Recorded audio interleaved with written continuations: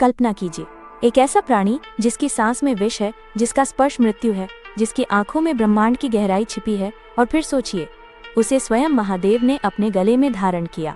वो कोई साधारण सर्प नहीं था, वो था नागराज वासुकी। वो जिसने स्वयं को रस्सी बना लिया ताकि सृष्टि बच सके। वो जिसने दर्द सहा लेकिन वचन नहीं तोड़ा, और जिसके बारे में स्वयं भगवान कृष्ण ने कहा, सर्पों में मैं वासुकी हूँ। आज हम जानेंगे उस नागराज की पूरी गाथा। पुराणों महाभारत, विष्णु पुराण, शिव पुराण और भागवत पुराण में वासुकी का उल्लेख अत्यंत श्रद्धा से मिलता है। वे महर्षि कश्यप और कद्रु के पुत्र थे। उनके भाई थे शेषनाग, तक्षक और अनेक महान नाग। यदि शेषनाग शक्ति के प्रतीक हैं, तो वासुकी त्याग और भक्ति के। उनके मस्तक पर नागमणि चमकती थी। 9 फनों वाला उनका स्वरूप दिशाओं की शक्ति का प्रतीक था। वे नागलोक के न्यायप्रिय राजा थे। युवा अवस्था में वासुकी ने संकल्प लिया, मैं महादेव की सेवा करूंगा। उन्होंने हिमालय की गुफाओं में कठोर तपस्या की। तूफान आए, बर्फ गिरी, आग लगी, लेकिन वे अडिग रहे। और फिर प्रकट हुए स्वयं भगवान शिव। मांगो वासुकी, उन्होंने कहा, प्रभु मुझे बस आपकी सेवा चाहिए। शिव मुस्कुराए, आज से तुम मेरे गले का आभूषण हो। और तब से महादेव के कंठ में लिपटे वासुकी अमर हो गए।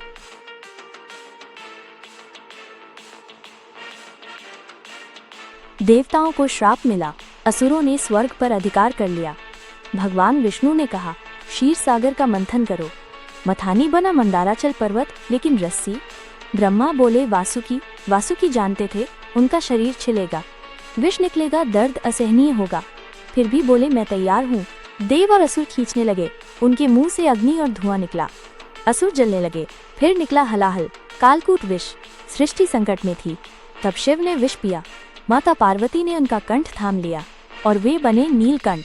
उस क्षण वासुकी उनके गले में थे, दर्द में भी, सेवा में। 3 असुरों ने त्रिपुर बनाए। उन्हें नष्ट करने को एक ही बाण पर्याप्त था। शिव को चाहिए थी धनुष की डोरी। वासुकी आगे आए, प्रभु मैं हूँ, और त्रिपुर का अंत हुआ।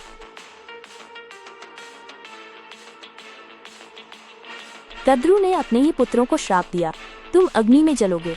समय बीता। राजा जन्मेजय ने सर्पयज्ञ आरंभ किया। मंत्र पढ़े जाते और नाग अग्नि में गिरते जाते। नागलोक में हाहाकार था। वासुकी रो रहे थे। तब आए आस्तिक, ज्ञान से यज्ञ रोका। नाग जाति बच गई। एक राजा ने अपनी प्रजा को बचते देखा और सिर झुका दिया। कुरुक्षेत्र में जब श्री कृष्ण ने विराट रूप दिखाया, उन्होंने कहा, सर्पों में मैं वासुकी हूँ। इससे बड़ा सम्मान क्या हो सकता है।